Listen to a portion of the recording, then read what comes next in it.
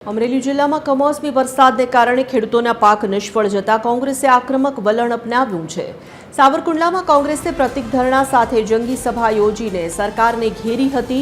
પૂર્વ વિપક્ષ નેતા પરેશ ધાનાણી અને જિલ્લા કોંગ્રેસ પ્રમુખ પ્રતાપ દુધાત સહિતના નેતાઓ જોડાયા હતા। ખેડૂતોએ બળદગાડા અને કપાસ સાથે અનોખી રીતે વિરોધ પ્રદર્શન કર્યું હતું। નેતાઓ બળદગાડામાં બેસીને ધારાસભ્યને આવેદનપત્ર આપવા પહોંચ્યા હતા।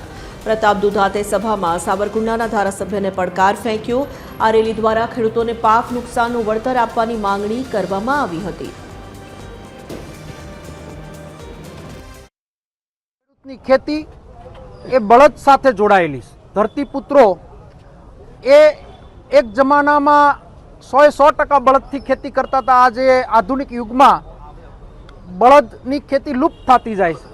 ત્યારે અમે ખેડૂતની એકતા રાખવા સંદેશો આપવાનો પણ પ્રયત્ન કર્યો।